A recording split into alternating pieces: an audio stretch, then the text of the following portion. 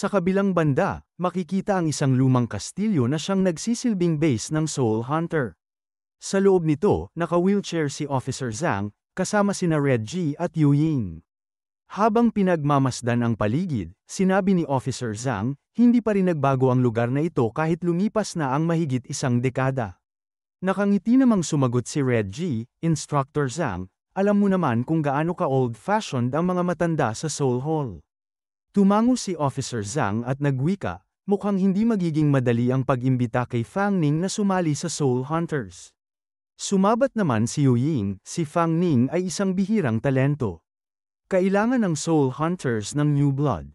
Hanggat hindi hanggal ang mga matatandang yon, tiyak na tatanggapin nila siya. Agad na nagbigay ng babala si Officer Zhang, Yu Ying, huwag kang magsalita ng masama laban sa mga nakatataas.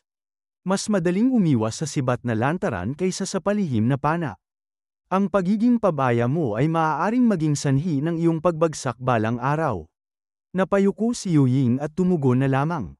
Naintindihan, salamat, Instructor Zhang. Nang makarating na ang tatlo sa isang misteryosong pinto, binuksan nila ito at tumambad ang isang bilog na bagay na tila naglalabas ng kakaibang aura. Sa kanilang paglapit, biglang kumilos ang mga maliliit na bilog na tila umaaligid sa paligid at iniinspeksyon sila. Maya-maya, dalawang liwanag ang biglang lumitaw sa kanilang harapan. Kasabay nito, lumabas ang dalawang matandang lalaki na nakaupo sa harap nila. Kasunod nito, nagsalita ang lalaking mahaba ang buhok at diretsahang tinanong si Officer Zhang.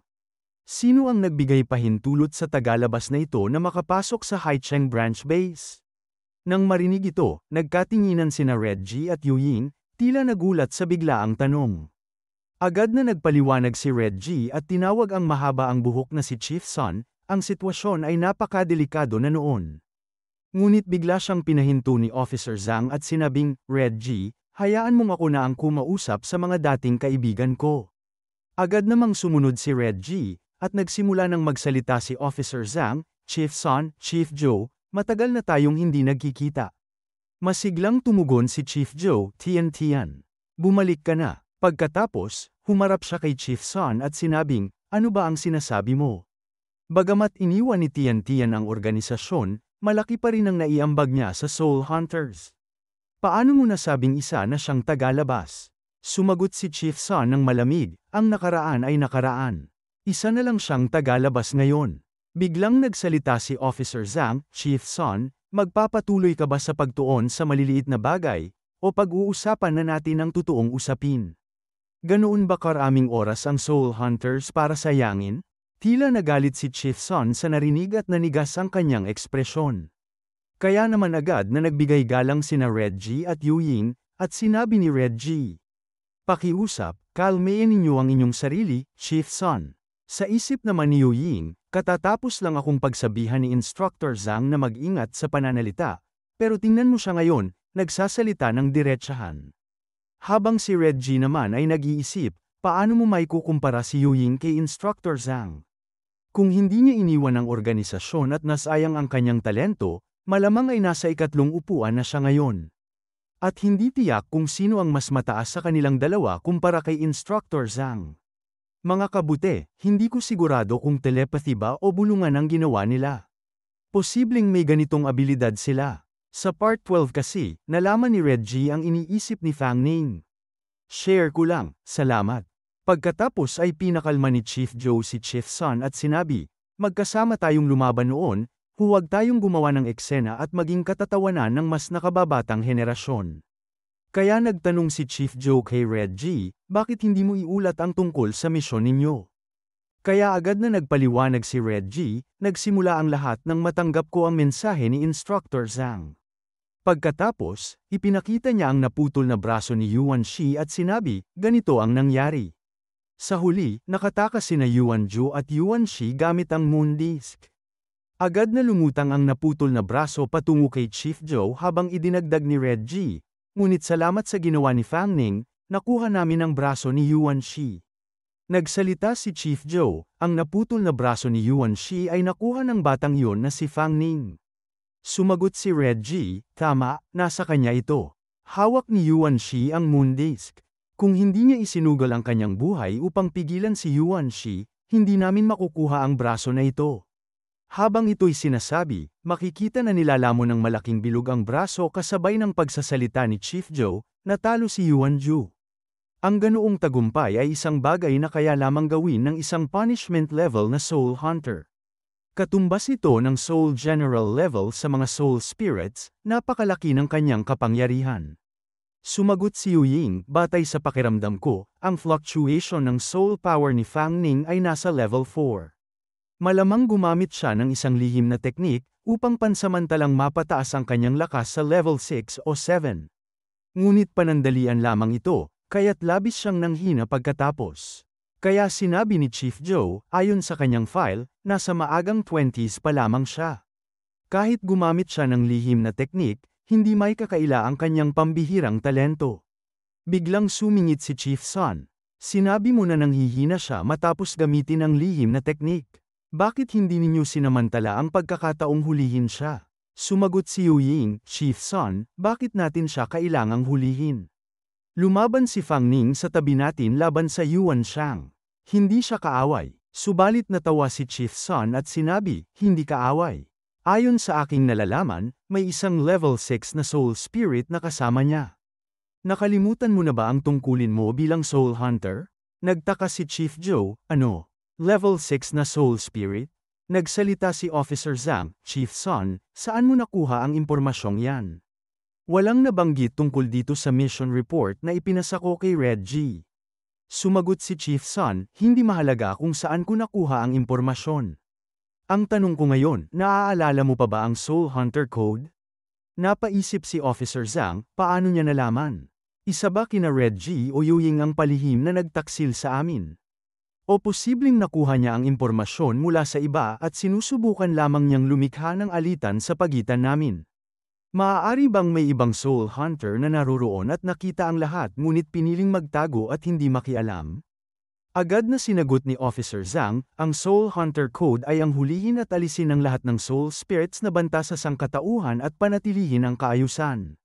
Paano ko makakalimutan yon? Ngunit, base sa aking obserbasyon, wala silang ginawa na makakasama sa sangkatauhan.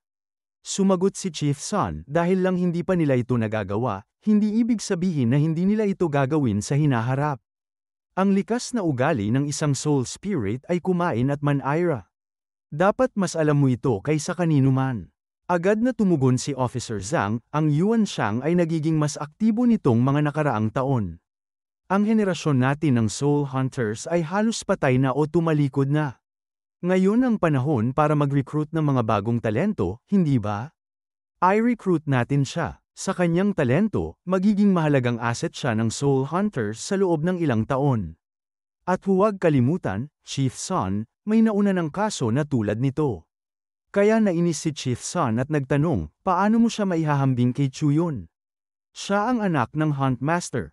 Sa pagpayag na maglibot ng malaya ang isang level 6 Soul Spirit, naisip mo ba ang posibleng pinsala kung sakaling mawalan nito ng kontrol?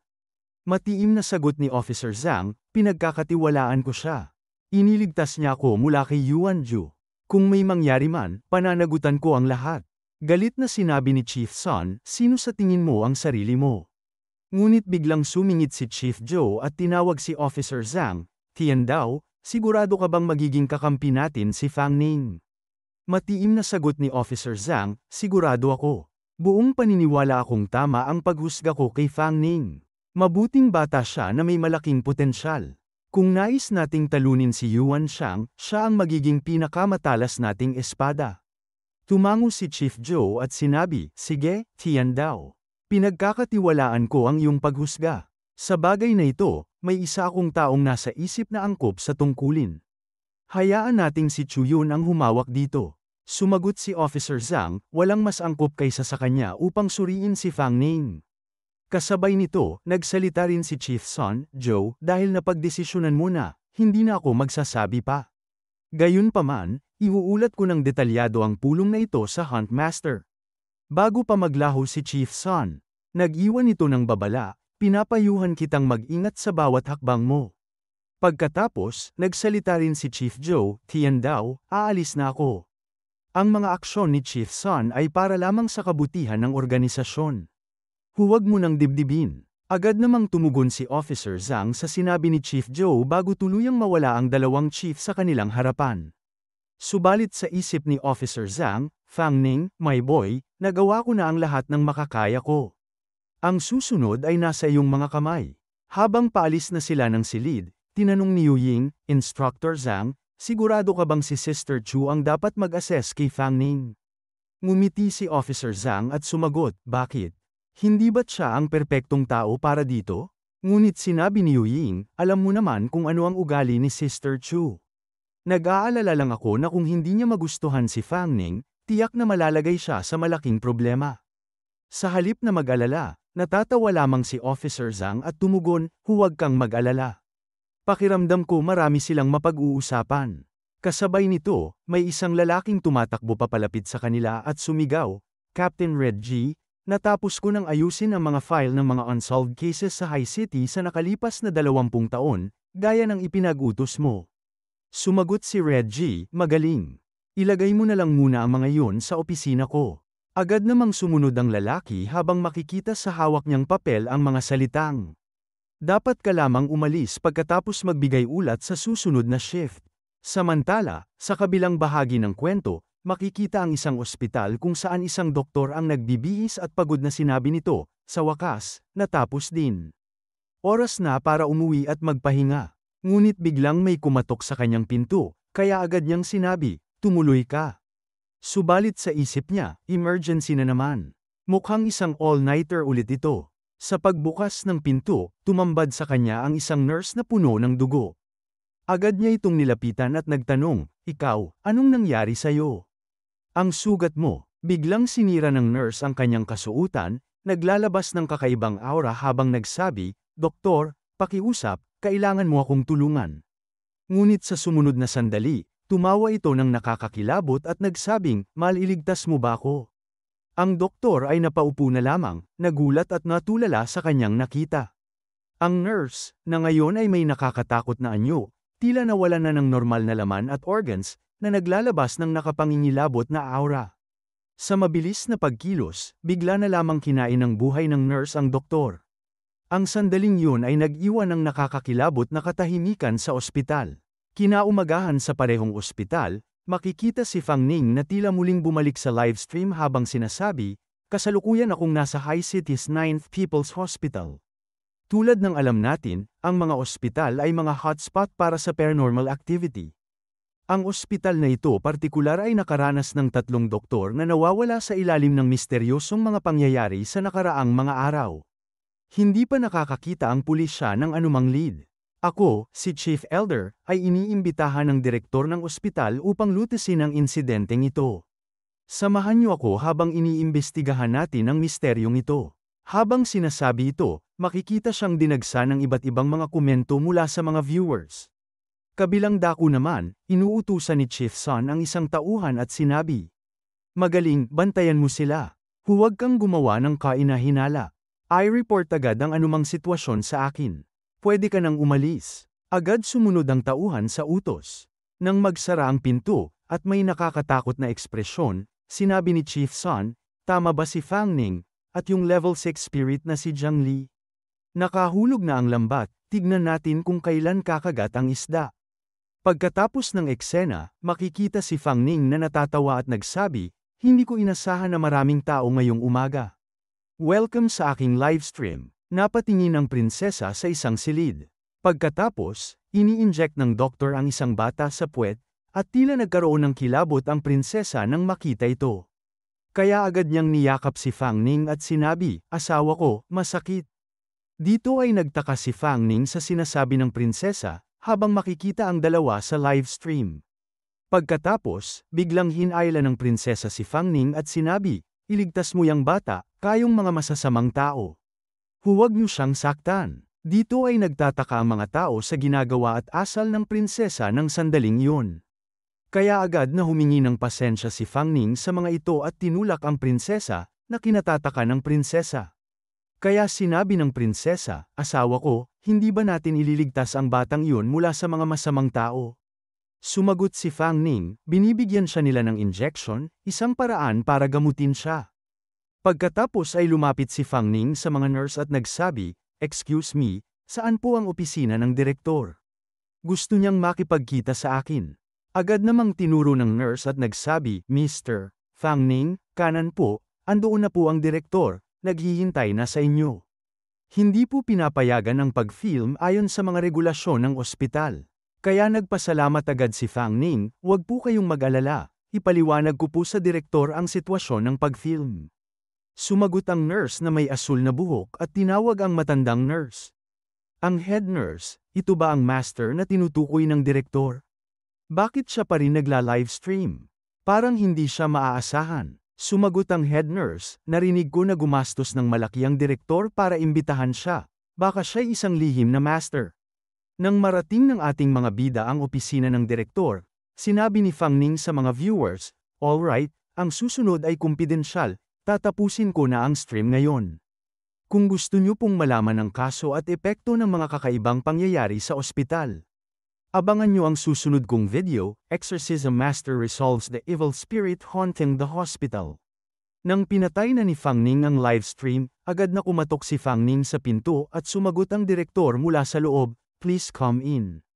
Pagpasok nila, nakita nila ang direktor na abala sa pagbabasa. Sinabi ng direktor, "Master Fang, andito ka na pala. Pakisuyo, umupo po kayo." Subalit sinabi ni Fang Ning, "Huwag niyo po akong tawaging master, tawagin niyo na lang akong Fang Ning." Ngunit nagtanong ang direktor, "At itong magandang dalagang ito, sino po siya?" Kaya agad na ipinakilala ni Fang Ning ang prinsesa, "Siya po ang fiancé ko, si Jiang Li. Siya rin po ang assistant ko." Kaya sinabi ng direktor, "Siguro po ay narinig ninyo ang mga nangyayari sa ospital namin bago pa man kayo dumating, Mr. Fang." Dagdag pa ng direktor, "Pero sa totoo lang, hindi lang ngayon nagsimula ang mga kakaibang pagkawala. Sa nakalipas na 40 taon, may mga usap-usapan na tuwing 5 taon, may mga kakaibang kaganapan sa ospital. Minsan may doktor o dalawa na bigla na lang namamatay, o kaya isang nurse na hindi maipaliwanag ang takot at nagiging malabo ang isipan." Noong una, hindi naman ito pinansin ng marami, dahil nga matagal ang oras ng trabaho ng mga doktor at nurse, at sila'y nasa ilalim ng matinding pressure. Ang biglaang pagkamatay o breakdown mental ay normal. Iniimbestigahan ito ng pulisya, ngunit walang nakitang kaina-hinala, kaya't tinuring lang namin itong mga ordinaryong tsismis at hindi na pinursige. Ngunit ngayong taon, iba na. Kaya sinabi ni Fang Ning, "Alam ko na yan. Nag-research ako bago ako pumunta rito. Ang tinutukoy mo ba yung insidente na iniulat sa balita, kung saan 3 doktor ang nawawala ng walang bakas sa 3 sunod-sunod na araw?" Sumagot ang direktor, "Oo, ang 3 doktor na iyon ay mga batang talento ng aming ospital, mga magiging bituin sa larangan ng medisina. Hindi pwedeng magpakamatay sila dahil sa isang malungkot na buhay. Ang mahalaga dito ay wala silang mga palatandaan bago sila nawala." Pumunta rin ang pulisya para mag-imbestiga, ngunit hindi nila nahanap ang anumang clue. Kahapon, nag-anyaya ako ng isang master mula sa Compassionate Mercy Temple sa labas ng syudad, at sinabi niyang wala namang problema, pero kagabi, isang doktor na naman ang nawala. Kaya't nagdesisyon na akong humingi ng tulong sa inyo Mr. Fang. Kaya gumamit si Fang Ning ng telepathy para magtanong sa prinsesa, "Amoy mo ba ang anumang masarap na amoy habang naglalakad tayo?" Sumagot ang prinsesa, "Wala, ang amoy ay matindi at hindi kaakit-akit." Kaya naisip ni Fang Ning, ang amoy na naramdaman ng prinsesa, tiyak formaldehyde yun, di ba? Ang mga pagkawala na ganito ay hindi palaging sanhi ng mga espiritu, may posibilidad din na may kinalaman ang tao. Pagkatapos, nagsalita ang direktor, "Mr. Fang, may hinihinala ka ba? Kung mahirap ang sitwasyon, pwede namin dagdagan ang bayad." Nagulat si Fang Ning nang marinig niya, dagdag na bayad. Kaya naging masigla siya at sinabi, "Huwag mag-alala, ako na ang bahala sa exorcism. Tungkol sa gantimpala, sinabi mo na yun sa akin dati." Sumagot ang direktor, "Walang problema. 800,000, dagdagan pa namin ng 100,000. Mas maganda kung malutas mo ito, Mr. Fang. Kahit malaman lang kung ano ang nangyayari. May gantimpala." Masayang sinabi ni Fang Ning, "Ayos. Huwag mag-alala, aayusin ko ito. Nangako ako na wala ni isang doktor dito ang mag-aalala tungkol sa kanilang kaligtasan habang nagpapagamot." Kaya naisip ni Fang Ning, talaga palang matalino ang matandang ito, tama na ito para sa mga gagawin amin. Bago pa man umalis si Fang Ning sa opisina, sinabi niya, mahalaga ang oras. Mag-iimbestiga ako. Bilang isang content creator, mag-livestream ako habang nag-iimbestiga at exorcism. Sana ay maintindihan ninyo. Sumagot ang direktor, walang problema. Sa kanilang paglabas, makikita ang mga papel sa lamesa ng direktor. Pasensya na, mga kabute, walang translation yung author nito sa kung ano yung nakasulat. Pagkatapos, sinabi ng prinsesa, asawa ko, ang amoy dito ay sobrang tapang.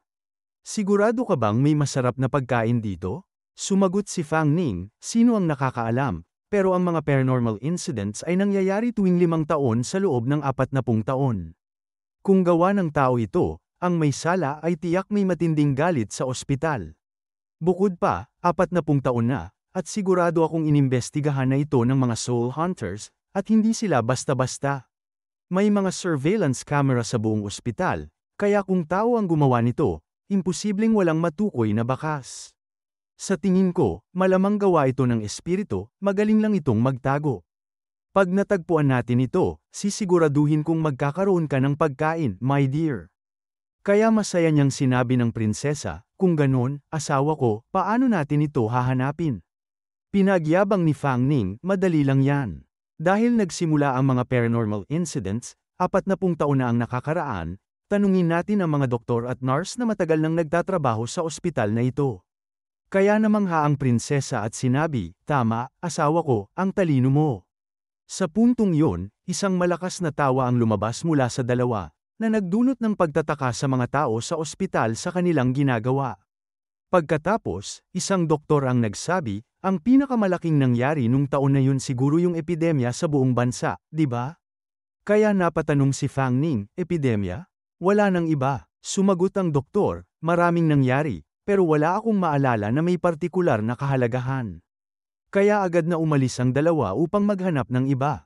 Kasabay nito, isang matandang janitress ang nagsalita, 40 taon na ang nakalipas, iyon ang nawala kong kabataan. Kaya tila dismayado si Fang Ning sa narinig. Subalit sinabi ng matandang janitress, kayong dalawang bata, napakagandang magkasama.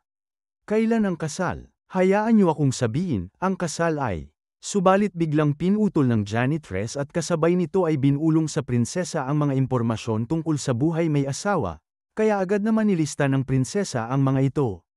Kaya muling umalis ang dalawa at naghanap ng iba. Isang matandang nurse naman ang nagsabi, 40 taon na ang nakalipas, nag-aaral pa ako noon. Paano ko malalaman kung anong nangyari? Maraming rumors tungkol sa mga paranormal activity, pero siguro normal lang ang mga iyon sa bawat ospital, parang kwento ng multo. Pagkatapos, bago pa man umalis ang ating mga bida, biglang nagsalita ang isang nurse at sinabi, teka, pagdating sa 40 taon na ang nakalipas, may naaalala ako. Hindi ko sigurado kung makakatulong ito. Kaya't nagkaroon ng interes si Fang Ning at sinabi, sige makikinig ako. Habang nakikita ang tatlo sa pribadong silid, sinabi ng nurse, 40 taon na ang nakalipas, isang batang doktor ang nagbitiw sa aming ospital. Sa totoo lang, matagal ko nang pinaghihinalaan na ang mga paranormal activity na nangyayari tuwing 5 taon dito sa ospital ay may kinalaman sa insidenteng yun. Kaya't nagtanong si Fang Ning, isang batang doktor na nagbitiw? Ano bang kakaiba roon? Karaniwan lang naman yun, hindi ba? Sumagot ang nurse, oo nga, karaniwan lang ang mga tao na magbitiw sa ospital. Pero si Dr. Gu, iba siya. Muling nagtanong si Fang Ning, si Dr. Gu, paano siya kakaiba? Sumagot ang nurse, alam mo, si Dr. Gu ay sobrang seryoso at matindi sa trabaho. At higit sa lahat, gwapo siya, halos kasing gwapo mo, Mr. Fang. Nang pumasok siya sa ospital, ako'y bata pa at marami sa aming mga babaeng doktor at nurse ang naiintriga sa kanya, o mas tamang sabihin, may pagkagusto sa kanya. Pero 40 taon na ang nakalipas, bigla siyang nagbitiw. Sinabi niya na naramdaman niyang wala na siyang matututunan pa sa ospital. Alam mo, kahit ang mga matatandang manggagamot, hindi nila kayang sabihin na ganap nilang na-master ang medisina pagkatapos ng isang buong buhay na pagsasanay. Pero siya, 1 taon pa lang siya sa ospital at nagbitiw dahil sa isang kalokohang dahilan. Kaya sinabi ni Fang Ning, talagang ang kakaibang dahilan, pero mukhang wala naman itong kinalaman sa mga pagkawala. Sumagot ang nurse, ang nakakagulat pa, pagkatapos niyang magbitiw, isang katrabaho ko, ang aking pinakamatalik na kaibigan. Ang unang nawalang tao dito. Siya ang unang na-record na nawawala. Si Wai-jin ay labis na nagkagusto kay Dr. Go, hanggang sa maging obsession siya rito. Kaya sinabi ni Fang Ning, may iba pa bang impormasyon tungkol sa kanila? Habang tila natatakot ang nurse, sinabi niya, nasa night shift ako noong gabing nawawala siya, at sa tingin ko nakita ko siya. Hindi ko sigurado kung malikmata lang ako. Kaya nagtanong si Fang Ning, anong nangyari? Sumagot ang nurse, matagal ko nang pinipilit kalimutan ang eksenang yon, pinipilit kong kumbinsihin ang sarili ko na panaginip lang yon, pero paulit-ulit pa rin itong bumabalik sa isip ko. Siguro may gustong iparating sa akin si Wai-jin. Muling nagtanong si Fang Ning, ano ang nakita mo? Sumagot ang nurse, nakita ko, ang kaibigan ko ay naglalakad palayo sa akin, at sa ilalim niya, sa sahig, ang mga laman loob at bituka niya ay hinihila pababa. Habang ang puso niya ay patuloy pa din tumitibok. Pagkatapos, isang malakas na pagkatok ang narinig nila sa pinto. Halos matakot ang dalawa, ngunit nagtataka ang prinsesa sa reaksyon ng dalawa. Biglang binuhay ng isang nurse na may dilaw na buhok ang ilaw at sinabi, Sister Zhao, andito ka pala. Bakit nakadro ang mga kurtina sa gitna ng araw? Nakakatakot. Kunwaring natawa si Zhao at sumagot, nagkukwento lang ako, kailangan ko lang mag-set ng mood. Pero nang makita ni Zhao ang oras, sinabi nito, kailangan ko nang bumalik at alagaan ang pasyente. Kaya sinabi ni Zhao sa ating mga bida, sana makatulong ang mga impormasyon na ito. Sumagot si Fang Ning, salamat, go ahead. Magtatanong kami kung may kailangan pa kaming malaman. Paglabas ni Zhao, naiwan ang tatlo sa loob. Dito nagsalita ang magandang nurse at sinabi, si Sister Zhao pala ang nagkukwento tungkol sa pagkawala ni Sister Wai-jin, di ba? Tungkol sa best friend niya, na ang mga bituka ay hinihila sa sahig at lumulutang. Nagulat si Fang Ning at nagtanong, paano mo nalaman yun? Pero, hindi ba't nangyari yun 40 taon na ang nakalipas? Sumagot ang nurse, laging ang kwento ni Sister Zhao yan sa lahat ng makakasalamuhan niya. Matagal na kasi yan, natakot din ako noong unang dumating ako dito. Nang maglaon, narinig ko mula sa mga senior ko na seryosong-seryoso ang mga pulis nang magsimula silang mag-imbestiga. Ngunit walang mga bakas, kaya may posibilidad ng pagpatay. Pero gumawa ng luminal test ang mga pulis at wala silang nakita ni isang bakas ng dugo sa lugar kung saan sinabi ni Zhao. Alam mo ba, ang luminal test ay sobrang sensitibo, kahit 1,000,000% lang ng dugo ay matutuklasan. Kahit ang pinakamagaling na kriminal, hindi matatanggal ang mga bakas ng dugo sa loob ng ilang araw lang. Kaya't inisip ng mga pulis na gawa-gawa lang yun ni Sister Zhao. Paano nga naman magiging floating ang isang tao, tapos ang mga bituka niya ay nagkalat sa sahig at ang puso pa niya ay patuloy na tumitibok? Nakakatawa, malamang ay nanaginip lang siya habang kalahating niya ay naka-duty, di ba? Subalit sinabi ni Fang Ning, salamat sa paalala, isa sa alang-alang namin yan sa susunod na investigasyon. Kaya nagpaalam na ang nurse upang magpatuloy sa kanyang trabaho. Habang abala ang nurse sa kanyang ginagawa, iniisip ni Fang Ning, kung espiritu nga, normal lang na walang dugo na matutuklasan. At dahil ito ay isang kaso ng pagkawala na naganap 40 years, na ang nakalipas at siya pa ang unang nawawala. Parang sobrang coincidences. Pagkatapos, biglang nagsalita ang nurse, hindi ko yata ito nilagay dito. Nakakagulat. Kaya dito, tila nainis ang prinsesa dahil nakita niyang nakatingin si Fang Ning sa puwet ng babae. Agad hinawakan ng prinsesa ang mukha ni Fang Ning at pinaharap niya sa kanya. Naguguluhan si Fang Ning at nagtanong, anong ginagawa mo? Habang ang prinsesa ay tila nagseselos, sinabi nito, kung gusto ng asawa ko na makita ng ganyan, magsusuot ako para sa'yo. Huwag ka nang tumingin sa ibang tao. Sumagot si Fang Ning, ikaw, magsusuot ng nurse's uniform cosplay. Ngunit nagguguluhan ang prinsesa sa sinabi ni Fang Ning tungkol sa cosplay. Sa sandali na yon, biglang nagkaroon si Fang Ning ng ideya. Kaya agad niyang hinalikan ng prinsesa, kaya namumula ang mukha niya. Habang sinabi ni Fang Ning, salamat sa paalala. Pagkatapos, nahihiya, sinabi ng prinsesa, asawa ko, may ibang tao dito. Habang ang nurse ay kunwaring hindi nakakita at sinabi, sige lang, magpatuloy lang kayo, wala akong nakita. Natawa si Fang Ning at sinabi, naisip ko lang kung paano matutunto ng masamang espiritu, hindi ko na kayang pigilan. Kaya napatanong ang prinsesa, anong plano mo? Kaya sinabi ni Fang Ning, salamat sa prinsesa sa pagbanggit ng pagsusuot ng nurse's uniform. Dahil ang espiritu ay palaging naghahanap ng mga batang gwapo at doktor, tiyak na maaari akong magbihis bilang doktor at akitin ito. Dagdag pa ni Fang Ning, para sa kapayapaan ng mundo, handa akong magsakripisyo ng aking walang kapantay na kagandahan. Nagulat ang nurse at sinabi, ano ba yan? Ang style ng sining ay sobrang ibang-iba. Agad na hinawakan ni Fang Ning ang kamay ng nurse at sinabi, ang magandang dalaga na ito, iiwan na namin ang mga dama namin upang magpalit. Naguluhan naman ang nurse sa mga ginagawa ni Fang Ning. Kaya agad na sinipa ng prinsesa si Fang Ning at sinabi, maging normal ka. Makaraan ang ilang sandali, nang ibigay ang uniform ng doktor at nurse sa ating mga bida, sinabi ng nurse, magbihis na kayo dito, babalik na ako sa trabaho. Kaya nang umalis ang nurse sa silid, agad naman nagbihis si Fang Ning.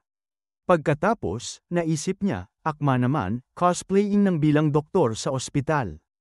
Unang beses ko itong gawin. Nang makita niyang tapos na magbihis ang prinsesa, kitang-kita ang sobrang sexy at kagandahan ng prinsesa habang tinawag siya nito. Kaya dito, namangha si Fang Ning at naisip, ang prinsesa. Ang cute niya sobra. Pagkatapos, sinabi ng prinsesa, asawa ko, halika. Kaya nang lumapit si Fang Ning, sinabi niya, anong nangyari? Hindi ba akma ang sukat? Dapat ko bang hanapan ka ng iba na magpapalit? Sumagot ang prinsesa, hindi, asawa ko.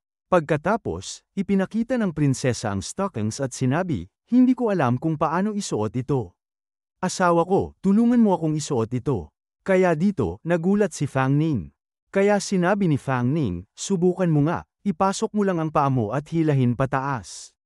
Subalit sinabi ng prinsesa, asawa ko, tulungan mo naman ako.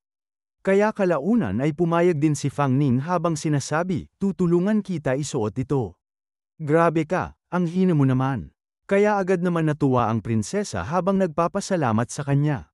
Kaya sinabi ni Fang Ning, umupo ka lang dyan at huwag kang gagalaw.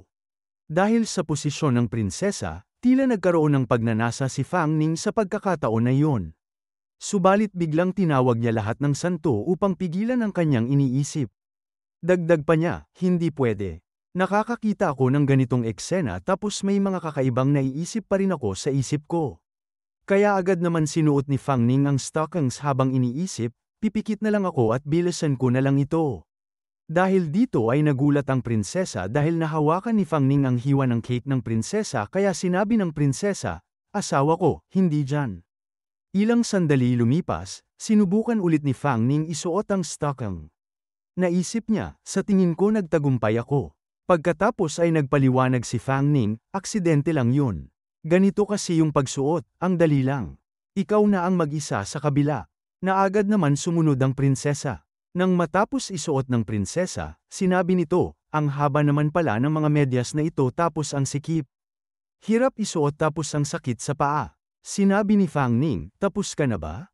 Pagkatapos, agad naman binuksan ng prinsesa ang kurtina at makikita andan pa din ang kagandahan ng prinsesa.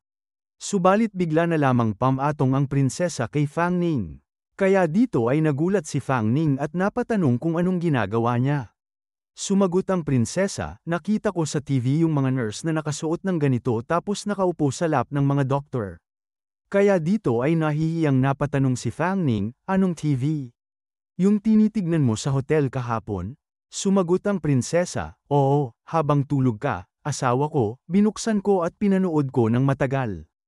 Kaya naisip ni Fang Ning, dapat pala hindi na tayo pumunta doon at tumira na lang sa magandang hotel. Kaya agad na kinatok ni Fang Ning ang ulo ng prinsesa habang sinasabi, ikaw din, ilang beses ko na bang sinabi na huwag mong gagayahin lahat ng nakikita mo? Tumayo ka nga, may gagawin pa tayo. Kaagad naman sumunod ang prinsesa habang makikita na may bukol ito sa ulo. Nang sumapit ang gabi sa ospital, makikita ang ating mga bida abala sa pag-iikot habang sinasabi ni Fang Ning, maingay kanina umaga. Pero ngayon gabi halos walang tao na dito maliban sa mga pasyente at sa emergency room sa unang palapag. Kaya agad niya inutusan ng prinsesa, magsimula ka ng mag-record ng video. Habang iniisip ni Fang Ning, hindi ko alam kung makakahuli kami ng multo ngayong gabi. I-shoot muna namin yung intro, pwede naman naming i-edit mamaya. Kaya nang nagsimula ang pag-record, agad naman bumati si Fang Ning, "Magandang gabi sa lahat. 2:00 na ng madaling araw at narito ako sa outpatient department ng Haicheng 9th Hospital. Sa oras na ito, karamihan ng mga doktor at nurse ay umuwi na at ako, sa utos ng direktor, ay patuloy na nag-iimbestiga sa misteryosong pagkawala ng mga doktor. Sa buong araw na pag-iimbestiga, mayroon akong paunang hula tungkol sa salarin sa likod ng mga kakaibang pangyayaring ito. Nagsimula ito sa biglaang pagbibitiw sa trabaho ng isang mahusay na doktor at sa misteryosong pagkawala ng nurse na lihim na umiibig sa kanya. Sinasabi nila na ang mga pagkawala na tulad nito ay nangyayari lamang ng ilang beses bawat 5 taon. Sa aking palagay, hindi dapat malakas ang multo. Kailangan ito ng oras upang mag-ipon ng enerhiya bago ito lumitaw. Subalit nang makita ni Fang Ning ang opisina ni Chief Surgeon Song Ken, nasabi ni Fang Ning, "Bumalik kami. Kahit na U-shaped ang building, sa bilis ko ay dapat ay kalahati pa lang ng distansya ang nalalakad ko. Pareho ang pangalan, pareho ang department at posisyon, at sa daan ay parang nawala ang mga hagdan." Kaya nagdesisyon na buksan ang pinto habang makikita ang pulang liwanag sa loob habang sinasabi ni Fang Ning, "Maaari bang ghost wall ito?"